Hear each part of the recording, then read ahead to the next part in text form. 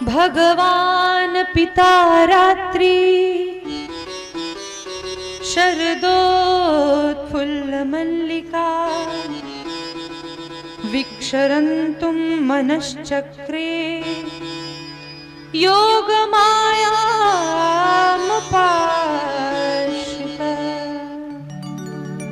अब आया प्रसंग किसका? महारास।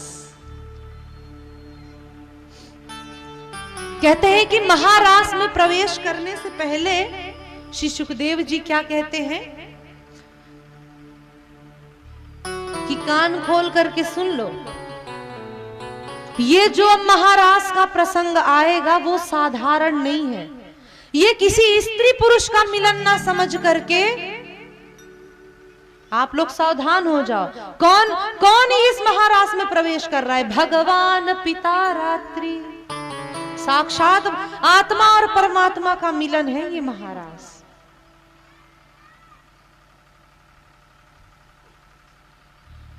शरदोत्फुल्ल मल्लिका, ये रास देखो, जैसे बहुत लोग उंगली उठाते हैं ना कि ठाकुर जी ने माखन चोरी क्यों किया, चीर हरण क्यों किया, ये ऐसे रास पर भी बहुत लोग कहते हैं अरे तुम्हारे ठाकुर जी तो नचनिया है, तुम्हारे ठाकुर जी तो बताओ रात रात गोपियों के साथ नाचते हैं।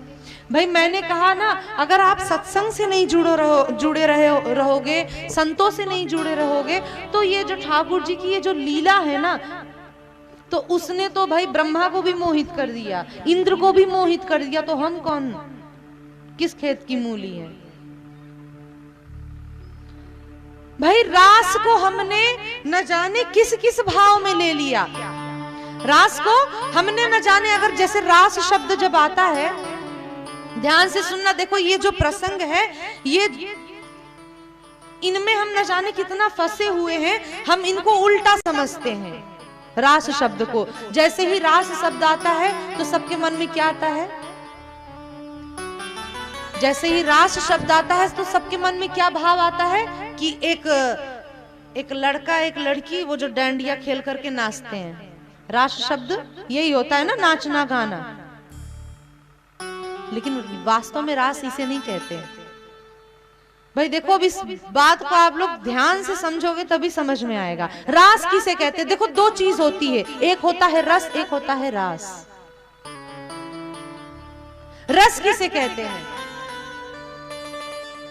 जिस समय हम